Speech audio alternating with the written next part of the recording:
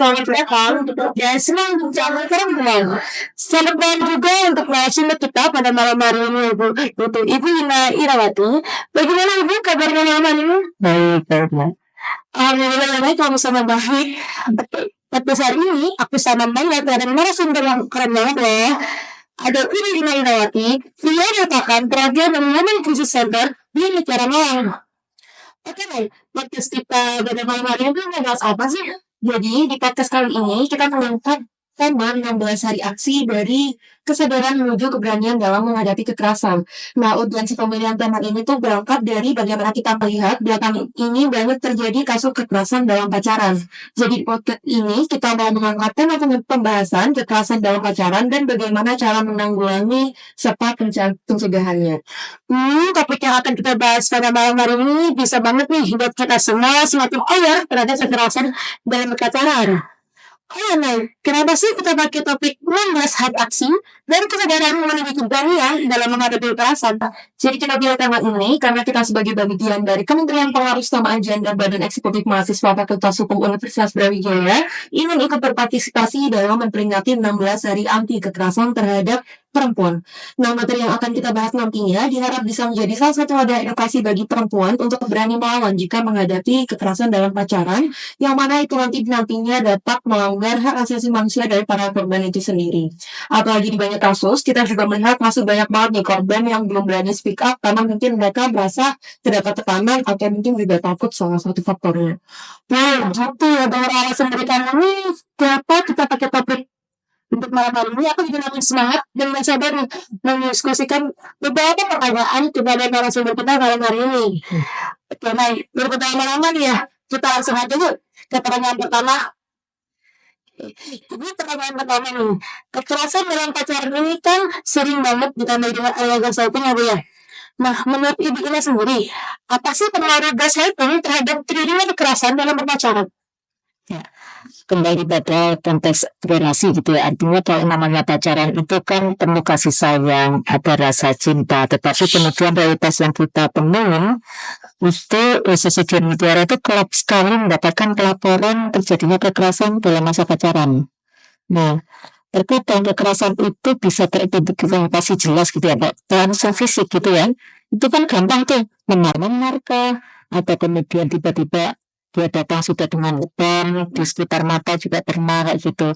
Tetapi yang namanya proses manipulasi gaslighting ini itu ada dampak yang bisa dideteksi sejak dini, ada juga dampak yang sampai kemudian penyintas itu tidak menyadari dia sudah mengalami banyak rangkaian kekerasan.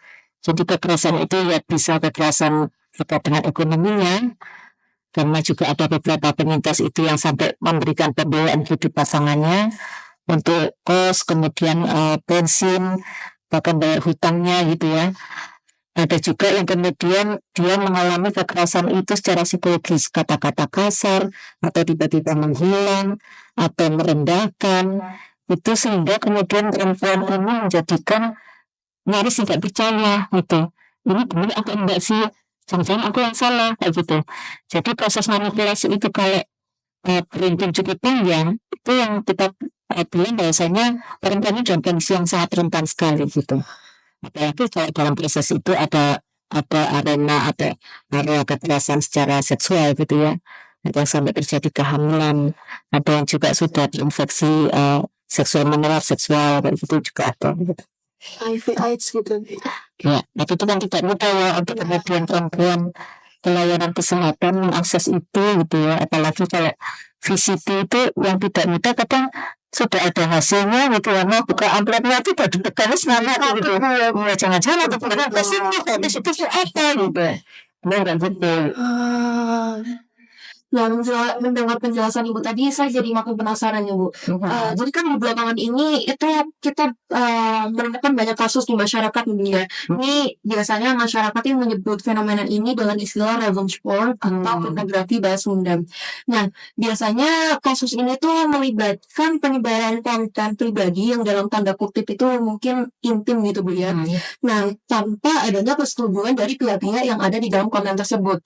Nah, kira-kira Apabila terdapat fenomena seperti ini, apakah ada badan atau layanan yang dapat melindungi korban-korban dari kasus seperti ini? Ya, gini, kalau kita bicara soal penyebaran konten seperti itu, kita sebenarnya sudah bergerak tidak membahas dalam konteks revenge gitu. Kalau revenge itu kan seakan-akan ada unsur balas dendam. Iya. Nah, itu seakan-akan juga konten itu yang bisa jadi dia kenapa kok jadi balas dendam gitu. Seakan-akan perempuan punya kontribusi melakukan sebuah kesalahan yang sedemikian rendah, kemudian si pasangannya melakukan dendam gitu ya, atau yang sebaliknya gitu. Jadi ternyata kemudian ketika kita ada beberapa kasus tidak dalam konteks revenge gitu, tapi memang itu ada unsur kesengajaan baik oleh pelaku yang itu asalnya juga pasangannya, ada yang sama sekali tidak dikenal, itu juga pernah terjadi. Terus kemudian ada juga yang pelakunya adalah keluarga juga ada. Jadi ya itu tadi ketika kekerasan sebenarnya kekerasan berbasis gender itu kan cukup beragam ya, tapi ini ketika ada perkembangan teknologi kekerasan itu terfasilitasi, ada medium barunya gitu. Nah, medium barunya itu ya itu tadi dengan digital, dan ternyata juga efeknya luar biasa. Nah, beberapa kasus yang masuk untuk tahun ini kita sudah ada sekitar 12 kasus yang tapi yang tahun ini itu masih ada yang litigasi belum selesai ya. Karena itu ada yang litigasi selesai. Jadi sampai putusan inkrah, kebetulan juga pelakunya mahasiswa. Jadi ketika alat bukti itu cukup dan kemudian keberanian dari penyintas itu luar biasa ya. Ini sebenarnya dia memendam itu 3 tahun.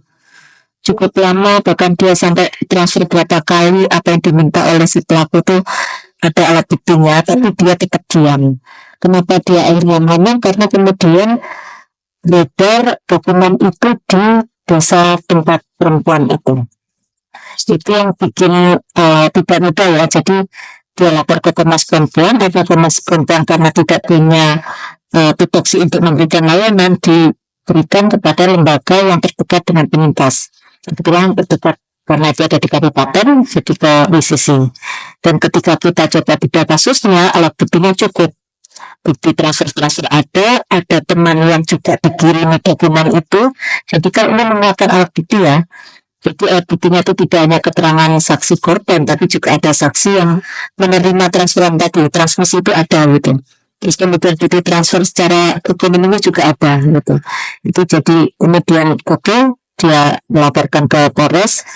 Yang unik itu karena kabupaten kan luas banget ya, di tiga kecamatan gitu. Nah, kemudian kita mikir, oke, kayak gitu sebelum ke Polres sarapan dulu ya gitu. Karena dia tinggalnya di Ngantang, kan cukup jauh ya. Kalau Ngantang mau ke Polres di Banjar itu kan turunnya ke Polres ke Kota Batu dulu, turun Kota Malang, baru kemudian ke selatan ke Banjar gitu. Ternyata di sana waktu mau BAP mau diketuk gitu, kebetulan pengikutnya adalah Danut gitu. Lo boleh pinjam KTP gitu. Kakeknya itu kan sudah saya bilang, nanti bu, maaf ya kalau nanti itu wilayah hukumnya itu masuk batu. Nanti semalam itu aku dapat dinas sama dia, tapi ada bagian yang nggak terdicat gitu. Jadi kebetulan kalau misalkan kita udah punya relasi kayak gitu tuh, sebelum kita datang bersama penyintas untuk laporan, kita koordinasi sebentar dengan penyidik gitu ya. Kasusnya ini, dan itu kasus KSBE pertama yang pada undang-undang PPKS. Buat kami pengalaman pertama juga gitu ya. Nah, disitulah kita juga sebelum datang kita sudah notice bahwasanya ini unsurnya terpenuhi di pasal 14 undang-undang PPKS itu gitu. Oke, jadi meskipun Polres juga hal yang pertama, tapi ketika kita memunculkan bahwasanya ini alat bukti cukup, akhirnya diproses gitu. Dan sampai kemudian dananya 5 tahun. Meskipun keluarga dari pelaku itu datang ke keluarga korban membawa uang sejumlah yang diperas oleh pelaku tadi, korban itu tidak mau. Padahal itu kan duitnya korban ya, karena sampai dihitung tuh ya emang lebih dari jumlah itu gitu. Dia nggak mau karena apa? Ini dokumenku udah terlanjur kesebar gitu yang selama ini aku simpan, bahkan aku ngeluarin duitku untuk dia gitu. Dia nggak bisa komitmen pada yang kesepakatan itu ya, terus aja sampai putusan gitu.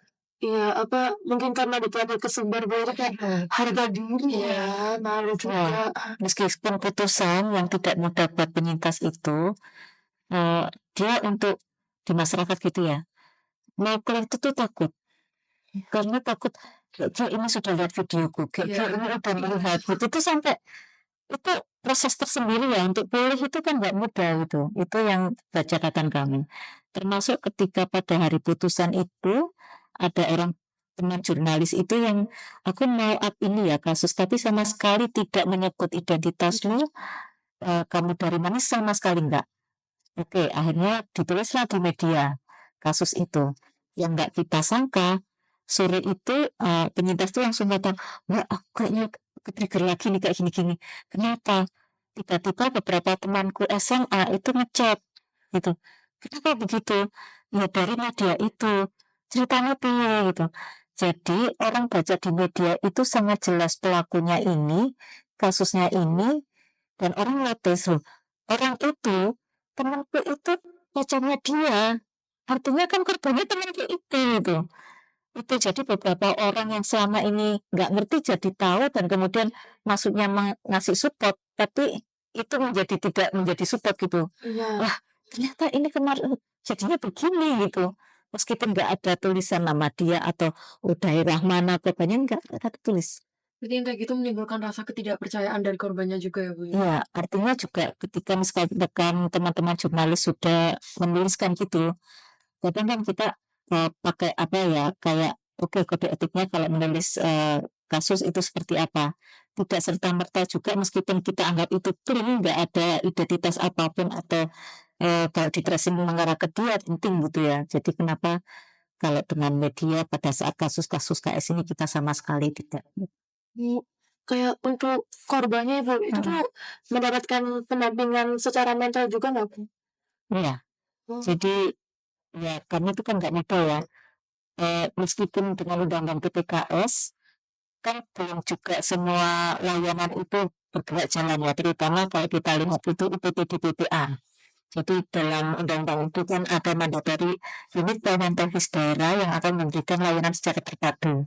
Tapi kita tahu UPTD itu belum semua wilayah ada, belum semua juga UPT-DPPA itu dapat dana DA non fisik, dan kemudian SDM-nya secara kualitas dan kuantitas kompetensinya juga seperti apa. Jadi itu kenapa kemudian kita perlu banget bersejarah dengan lembaga yang lain gitu. Termasuk kebutuhan rumah aman kah, saat itu kita bersejarah. Itu gimana penanganan ya. Tapi misalnya Bu ya, misal di kasus tersebut dari pihak laki-lakinya dia nggak mau take down konten yang udah dia up. Itu kira-kira gimana Bu? Apakah akan dilakukan mediasi dari pihak perempuannya atau gimana? Sebelum adanya undang-undang PPKS ada satu penyintas kebetulan beda kampus gitu ya. Kita coba upayakan mediasi karena waktu kita sampaikan pada penyintas kan pasti setelah assessment terus kemudian udah relatif stabil, kita minta juga oke, sekarang keputusanmu mau penanganan dengan seperti apa. Itu kalau penanganannya jalur internal kita akan berkontak dengan kampusnya si pelaku. Kalau misalkan mau eksternal artinya kita bersiap untuk ke litigasi gitu. Nah kebetulan penyintas itu pengennya hanya internal, tapi kemudian turun lagi, nggak usah deh Bu, padahal satgas, kayak berkata satgas kayak sekarang ya, itu yang di tempat pelaku itu sudah siap gitu. Oke kalau gitu nanti kita akan proses. Tapi ketika si korbannya itu sendiri, kayaknya nggak Bu, saya hanya butuh dia minta maaf. Gitu. Artinya ya keputusan penyintas itu kan kita hargai ya. Dalam proses mediasi waktu itu juga tidak mudah karena pas waktu COVID. Jadi kebetulan dua mahasiswa ini bukan orang Malang, jadi kita harus bikin appointment untuk bisa ketemu di satu titik, kebetulan di titiknya di Malang, karena mereka kan kuliahnya di Malang semua ya, gitu. Nah, bisa ketemunya sore karena mereka juga ada yang dari hampir di Jawa Tengah lah, beberapa kotanya itu.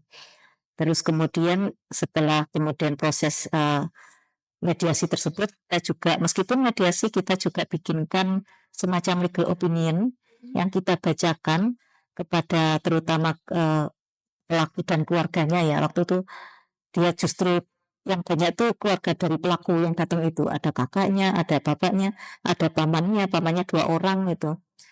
Yang korban itu hanya ditemani adiknya. Aduh, pasti Tuh. kayak ada perasaan tertekan ya korbannya dulu. Iya, tapi korbannya cukup kekeh gitu ya, sampai kemudian setelah selesai tanda tangan, apa yang diminta oleh korban juga udah disepakati gitu ya. Paman tadi itu menyampaikan, Mbak, sebelum tadi kita datang ke sini kita udah ke Polres. Maksudnya Pak gitu, kan udah kita sampaikan di awal kalau misalkan penyintas itu kebutuhannya itu mediasi, tidak mengambil jalur hukum gitu. Iya, iya Bu, kita hanya ingin memastikan aja kalau ponakan saya nggak dilaporkan ke polisi. Jadi dia cukup sadar gitu. Artinya kalau misalkan itu pun juga kita sampaikan pada penyintas. Kalau mau ke litigasi, it's okay karena alat bukti cukup, kita bisa dampingi juga.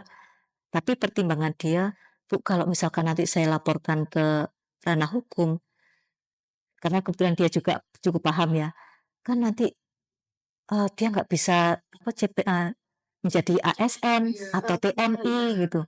Padahal itu dokumennya udah disebar ke kampung gitu.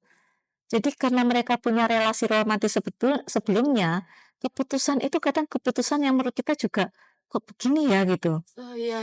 Itu yang juga kadang kita, oh ya nggak mudah nih perempuan untuk ambil keputusan gitu. Udah dalam kondisi yang kayak gitu, orang tuanya sampai malu gitu ya.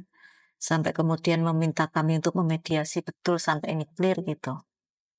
Kayak gitu. Itu pengalaman kalau sekarang kan kalau ada terkait dengan proses KSBE ya itu ya, kekerasan seksual berbasis elektronik, kalau mau jalur hukum sama sekali kita tidak memfasilitasi untuk mediasi. Karena ya itu tadi, terutama hak korban, kalau pakai TPKS kan nanti itu bisa hak untuk dihapus gitu kan. Itu ada dalam undang-undang itu sudah eksplisit banget gitu. Tapi kalau kemudian mediasi kan kita tidak bisa menjaminkan hak itu didapatkan gitu.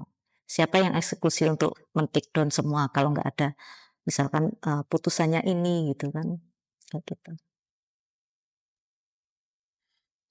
Berarti ternyata memang ada tempat perlindungan ya bagi korban kekerasan.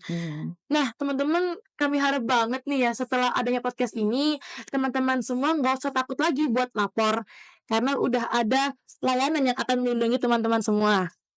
Oke, Bu. Selain itu, biasanya kan dalam suatu hubungan itu kayak si cowoknya ini merasa dia ini paling mendominasi, Bu. Aku nih bisa mengontrol cewekku. Nah, menurut Ibu Ina sendiri nih, apa sih Bu pengaruh controlling dalam tingkat kepercayaan masing-masing individu, Bu? Jadi namanya sebuah relasi itu sangat tidak sehat ya kalau memang itu ada relasi kuasa yang itu disalahgunakan gitu ya. Artinya kita paham ada relasi kuasa, tapi apakah orang yang punya privilege itu akan melakukan diskriminasi atau eksploitatif pada orang yang dianggapnya rendah gitu. Ya itu kadang merasa, oh aku lebih pinter kah? Oh aku dari misalkan dari etnis yang dominan kah? Atau dari religi yang dominan juga gitu. Itu kan menjadikan dia punya relasi yang cukup kuat atau secara ekonomi nih gitu ya. Secara ekonomi, oh dia aja ke kampus bawaannya apa kayak gitu tuh kadang juga menjadikan salah satu pihak itu menjadi seakan-akan lebih rendah dan kalau misalkan punya pasangan seperti itu dan juga tidak memberikan mengapresiasi masing-masing yang ada ya ketimpangan itu tadi gitu. Ketimpangan itu tidak hanya kontrol soal misalkan nggak boleh kemana atau kemudian di HP-nya itu dikasih aplikasi kayak deteksi gitu, kayak gitu. Itu kan ya itu model-model yang sekarang gitu ya artinya Sangat juga, Bu, ya. iya kayak gitu gitu. Itu artinya kontrol itu bisa sangat beragam ya. Ada yang sampai soal pilihan baju, warna baju gitu. Wow, nggak bisa sih kayaknya kita nggak bisa deh. Seperti itu. Bahkan soal tubuh gitu ya. Kalau misalkan si pasangannya butuh seksual, mau nggak mau harus kayak gitu. Itu sih yang serem ya. Iya, itu sih yang serem. Jadi ini tahun ini juga ada sampai terjadi kehamilan dan kemudian yang pasangannya menghilang. Dan kita kan kemudian mencarikan tempat yang aman gitu ya. Karena di awal itu juga ada dari pihak dari keluarga itu untuk pemaksaan aborsi. Tapi kemudian si perempuan itu tetap kekeh gitu ya. Artinya kan kita berusaha juga melakukan edukasi pada keluarga gitu. Nah, ini kan nggak mudah ya. Iya. Ya, kebetulan mahasiswa itu bukan asli Malang. Jadi bagaimana caranya supaya orang tua itu datang ke Malang, kebetulan ibunya datang, kemudian kita coba edukasi. Di tim kami juga ada dokter gitu ya, jadi mengedukasi juga medisnya seperti apa, kemudian psikologisnya juga kayak apa gitu.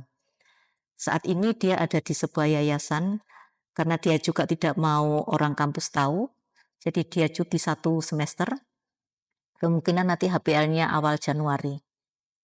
Jadi yang tidak mudah meskipun akhirnya orang tuanya mengizinkan melanjutkan kehamilan itu, setelah nanti lahir di yayasan tersebut, orang tua itu nggak mau bayi itu. Jadi ini juga tantangan yang tidak mudah ya. Berarti setelah korban ini ditekan dengan adanya tindakan represif kekerasan seksual dari pasangan lakinya, keluarga laki-lakinya juga turut Keluarga perempuan. menekan. Oh, Ke perempuannya yang nolak. Ya, keluarga perempuan itu yang Tidak mau memaksa awalnya aborsi itu. Oh. Gitu. Serba salah ya. Dan setelah akhirnya ya edukasi itu kita lakukan, oke sepakat melanjutkan kehamilan, ternyata setelah nanti lahir tetap nggak mau dengan bayi itu. Tapi ada perlawanan mungkin nggak Bu, kayak adu mulut mungkin Bu ya? Perbedaan pendapat. Iya, dari orang tuanya Bu. Kalau adu mulut dengan Orang tua. oh enggak ada. Jadi memang dia lebih untuk bagaimana anaknya nanti itu balik ke rumah itu tanpa jejak itu gitu. Ada juga jadi kebetulan masih satu kampus tetapi beda fakultas saja ya. Terjadi kehamilan, awalnya juga tidak mudah untuk membuka diri pada orang tuanya si perempuan ini karena juga kebetulan orang tuanya tokoh masyarakat gitu ya. Nah, setelah kemudian akhirnya terjadi sesuatu, perempuan ini dirawat di rumah sakit, orang tuanya dipanggil. Akhirnya tahulah putrinya hamil. Nah, kemudian kita udah mulai kontak sama Satgas ya. Kemudian oke, gimana selanjutnya? Sambil ini secara fisik dikuatkan, kemudian juga sampai lahiran ketemulah dipertemukan dengan Satgas beda fakultas tadi. Tetapi tidak mudah. Tidak mudahnya adalah permintaan tanggung jawab ini tidak bisa dipenuhi karena kemudian laki-laki itu menyampaikan bahwasanya dia baru saja menikah dengan mahasiswa lain. Wow. Hmm. Jujur shock Bu. Waduh. Kok bisa? Iya, jadi saya pikir juga tidak mudah ya teman-teman di Satgas ya. Ketika penanganan, kami pun juga kadang koordinasi sama Satgas gitu ya. Misalkan kita melihat indikasi emergensinya pada psikologi nih, karena sudah ada indikasi suicide thoughts gitu ya. Percobaan itu dilakukan, akhirnya kita mikir secara psikologis harus dengan medis, nggak bisa dengan psikolog kami gitu. Kalau medis biasanya lebih tenang. Nah kemudian kita koordinasi sama Satgas dan ternyata Satgas itu juga rekomendasi, oh kalau kayak itu dengan rumah sakit ini nanti langsung ke unit poli jiwa dan itu menjadi catatan kami gitu. Rekomendasi dari Satgas juga kita berkolaborasinya seperti itu gitu. Oh, berarti tindakan controlling itu sangat berpengaruh dan berbahaya ya Bu ya dalam suatu hubungan. Apalagi biasanya juga dalam suatu hubungan yang buruk itu selalu ada indikasi seperti intimidasi verbal yang membuat kondisi mental pasangannya itu merasa terancam. Nah, kalau misalnya menurut Ibu Ina sendiri, bagaimana cara kita di sini sebagai perempuan untuk melawan adanya tindakan intimidasi verbal tersebut, Bu? Itu penting ya, artinya tindakan apapun bentuk kekerasan kayaknya nggak ada lah kekerasan atas nama cinta itu. Itu sinyal itu deh itu kalau misalkan punya relasi kok ada kekerasan nggak beres ini. Jadi penting sekali kita punya sinyal itu. Kadang kalau misalkan pasangan itu melakukan kekerasan terus minta maaf itu ya, bahkan sampai tindakan yang minta maafnya ya dengan sujud segala itu juga ada gitu ya. Tapi itu berulang gitu. Jadi teman-teman juga mengerti adanya siklus kekerasan itu sendiri. Meskipun itu dalam ranah pacaran ya. Jadi ada yang sampai kemudian setelah minta maaf kayak honeymoon lagi gitu ya, indah banget gitu. Ternyata ada gesekan-gesekan lagi, berulang lagi gitu. Aduh. Kalau siklus ini semakin cepat, yang bahaya yang di tengah perempuannya gitu. Secara mental terutama ya. Itu berat sekali meskipun dia ingin melepas tapi kemudian ada ketergantungan. Gini teman-teman, ketergantungan itu jangan dibaca hanya ketergantungan ekonomi. Ketergantungan rasa itu juga ternyata cukup lekat sekali. Tidak mudah. Beberapa kasus yang terakhir ini kami dapati juga kemelekatan itu cukup kuat dalam sebuah relasi padahal secara ekonomi perempuannya yang cukup. Membelikan iPhone, ini masih mahasiswa ya. Terus kemudian biaya kontrakan rumah. Dari pihak perempuan. Iya, UKT-nya gitu. Perempuannya. Iya. Gitu. Jadi penting sekali untuk kita itu meskipun dalam kondisi sangat cintanya gitu ya, tetap juga ada logika yang jalan. Tapi itu perlu dilatih ya. Perlu dilatih kalau enggak ya ngeblank gitu. Isinya penuh ya hanya dengan cinta gitu. It's okay cinta, tapi kalau ada kekerasan itu bukan cinta ya. Apapun kekerasannya, entah itu hanya ngomongan lah, omongan tuh begitu menyakitkan ya. Gitu. Jadi sampai merendahkan, misalkan apalagi sudah melakukan hubungan seksual, itu bisa jadi omongannya sederhana kayak misalkan gak bakalan ada yang mau sama kamu, kamu tak pakai gitu. Datar, bahasanya datar ya. Tapi nilainya tidak. Cantik banget ya. Sehingga diapa-apain perempuan itu menjadi nggak apa-apa karena nggak akan ada orang yang mau sama aku gitu. Jadi perlu juga kita memahami hal yang tidak mudah ketika ada relasi yang sampai mengikat dengan cara yang kayak gitu. Jatuhnya eksploitatif banget. Ada yang teman kami kebetulan dokter gigi ya. Jadi dia menemukan infeksi menular seksual itu di rongga mulut. Itu Oral. karena apa? Oral. Iya. Dan memang ada terinfeksi infeksi menular seksual pada penis sehingga tertular pada rongga mulut perempuan. Tidak lewat vagina. Ada juga yang oke, dia berjanji vaginanya tetap utuh tapi lewat dubur, artinya disodomi. Tapi juga belakangan masuk juga penetrasi vaginalnya. Agak habis pikir sama. Tapi yang seperti ini tuh dilakukan karena atas dasar si cowoknya tuh mengatakan aku tuh cinta ya sama kamu kayak gitu ya. Ya.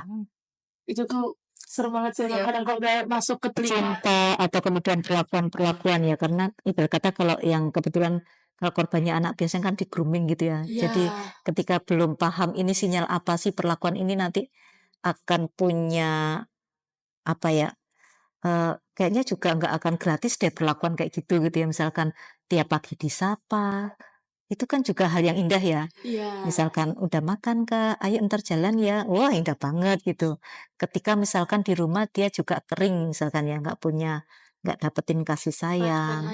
Iya, jadi ketika misalkan di rumah aja pagi-pagi ibunya udah bengok-bengok, bangun cepetan ini kamu lihat ini gitu kan ya, setrika nih seragamnya bang. Ibunya relate ya. Kayak gitu. Tapi ketika ada cowok yang ayo makan ini yuk itu kan beda banget pendekatannya gitu ya. Sementara yang ibu itu untuk mendisiplinkan kamu nanti akan mandiri harus disiplin sendiri, sementara ada yang sosok yang kemudian memberikan hal yang seperti itu gitu. Bahasa gaulnya membaikan ya, membaikan inner child. Bahaya sih Bu ya kadang perlakuan laki-laki yang seperti itu. Mesti hati-hati gitu. Apakah ini sesungguhnya ataukah memang dia proses manipulasi tadi sih? Bukan emang dari hati ya itu kayaknya emang kuat banget. Tapi kalau memang itu merupakan salah satu proses si laki-laki yang mau manipulatif tuh, wah bahaya. Pentingnya kita tetap berpikir rasional ya walaupun Jangan lupa berpikir rasional teman-teman. Bu ini ada pertanyaan terakhir nih. Menurut Ibu sendiri, seberapa penting dan besar peran keluarga dan teman-teman sekitar Ibu untuk memberikan dukungan kepada korban kekerasan? Penting banget itu support system itu ya. Jadi beberapa kasus kalau nggak punya support system itu kita cukup kesian melihat dia itu harus bicara dengan siapa atau menangis kepada siapa gitu ya. Karena itu hal yang cukup dekat itu dibutuhkan banget gitu ya. Terutama misalkan kayak kemarin kasus pesantren, ada satu wali santrinya tuh yang bilang, "Alah Mbak nggak usah, oh nggak sampai dimasuk no gitu." Itu kan artinya ibu yang seharusnya menjadi ruang ruang aman, responnya seperti itu. Nah, apalagi kalau misalkan dia juga tidak bersama keluarga, misalkan dia harus merantau di kota yang dia sekarang kuliah, dan kemudian dia tidak punya circle positif, itu juga berat gitu. Jadi kenapa juga kadang kami itu menciptakan kayak support group gitu ya untuk penyintas meskipun nggak banyak gitu dan nggak harus bahas kasus gitu ya. Support group itu kalau kita merasa oke mereka sekarang sudah relatif lebih aman, ayo ketemu dengan yang lain gitu. Nggak harus bahas kasus. Tapi ya uniknya gitu, setelah mereka ngobrol kita ringan-ringan gitu ya, misalkan gimana ya cara untuk defense mechanism gitu ya, itu kan penting ya. Karena kan ternyata beberapa penyintas itu memang tidak punya kebiasaan untuk asertif. Nah, yuk kita mulai yuk asertif gitu, itu latihan gitu. Ternyata setelahnya mereka secara informal ngomong sendiri, "Aku ngalami kayak gini-gini," gitu. Walah, ternyata mereka malah membuka sendiri gitu. Terus akhirnya gimana nih sekarang ternyata ada kesamaan kasus gitu. Iya Mbak, ternyata ya untungnya di aku punya support sistem bagus, keluarga terutama. Yang ini enggak ya gitu. Mhm. Berarti memang benar ya yang paling berpengaruh di sini tuh inner circle ya, Bu, ya, Mhm terutama mhm keluarga dan mungkin mhm. bisa jadi teman-teman Teman terdekat. yang terdekat, kalau teman-teman rantau gitu kan pasti teman terdekat ya. Iya. Mhm. Penting banget. Mhm. Kalau misalkan sampai muncul keinginan self harm-nya muncul gitu ya, Aduh, itu juga jadi eee salah satu gitu, apa yang harus dilakukan gitu. Oke, temanmu yang paling bisa dipercaya siapa gitu, atau misalkan layer keduanya orang yang biasanya HP-nya nggak pernah mati siapa, sampai hal yang teknis kayak gitu. Kan ada juga ya teman-teman yang malam itu udah nggak kontrol HP-nya, tapi ada teman juga yang, stay aja itu HP-nya nyala gitu ya, oke itu bisa dikontak gitu. Kalau indikasi itu muncul apa, atau sampai yang karena kita juga pernah ketemu yang ibunya yang telepon kami, subuh-subuh lah itu, pagi itu aku ditelepon, "Mbak tolong Mbak, kenapa? Anakku udah berbusa mulutnya, jadi udah menelanku." Jadi itu kan hal yang nggak mudah ya. Jadi yang awalnya orang nggak tahu apa yang terjadi sama anaknya, tapi harus emergensi anak dievakuasi cepat ke UGD, orang jadi tahu gitu. Oh ternyata sudah hamil kah atau apa gitu. Jadi kayak gitu. Sementara ibunya tokoh masyarakat, jadi ya oleng gitu lah. bingung ya. Jadi Mhm. kalau misal orang tuanya ini orang berpengaruh atau mungkin tokoh masyarakat ini jadinya malah kayak beban moral gitu ya, Bu, ya, buat anak. Berlapis, Aduh, berlapis banget. berat banget ya. Iya, berat banget. Mhm. Hmm. Oke. Berarti tuh emang betul banget ya, Nay. Peran sebuah keluarga dan teman-teman terdekat tuh sangat penting banget buat korban.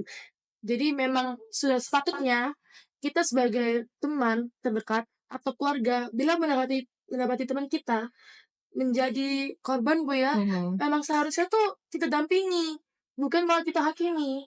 Kita memang harus mendampingi korban tersebut sampai benar-benar pulih, Bu, ya. Amin. Disupport, ditanyain sehari-hari gimana, Bu, ya. Mhm. Sehal kecil pun tuh mungkin menurut korban tuh udah sangat berarti banget, Bu, ya. Mhm. At least jadi someone to talk-nya lah. Iya. Biar gak ngerasa sendiri juga. Nah, karena kita sudah memasuki penghujung acara pada podcast kali ini, boleh dong minta pendapatnya Ibu Ina untuk memberikan kesan dan pesan untuk para perempuan di luar sana yang mungkin masih belum berani melawan kekerasan yang dilakukan oleh para pasangan mereka. Ya, jadi saya pikir juga dimanapun perempuan berada itu punya hak untuk bahagia gitu ya. Entah itu dalam ranah pacaran kah atau dalam ranah rumah tangga, itu penting sekali gitu ya. Karena kita juga dilahirkan tuh merdeka gitu ya. Artinya punya hak, harkat dan martabat yang sama, baik laki-laki maupun perempuan. Jadi itu kenapa kita hadir untuk bersama-sama penyintas gitu, untuk masing-masing juga mendapatkan haknya, terutama hak untuk pemulihan pada korban. Jadi saya mengapresiasi teman-teman bikin acara ini. Ini bagian dari untuk kita juga preventif ya, penjagaan atau pencegahan itu ranah yang penting banget gitu. Sebelum nanti ya daripada kita mengatasi sampai kemudian beberapa lembaga layanan oleng gitu kan. Kalau ada kayak gini bergulir terus gitu, penting banget. Terima kasih ya. Kita juga terima kasih buat Bu Ina ya udah Iya, mau siap. jadi narasumber di podcast kita. Oke. Nah, kalau gitu podcastnya udah mau tutup nih, Nay. Terima kasih untuk Ibu Ina Terima Irawati kasih. yang telah menyempatkan untuk menjadi narasumber pada podcast kita dalam rangka 16 hari anti kekerasan terhadap perempuan pada kali ini. Dan maafkan aku sama Naila ya kalau ada salah dan kata. Aku Najwa, Dan aku Nayla. pamit undur diri dulu ya. See you.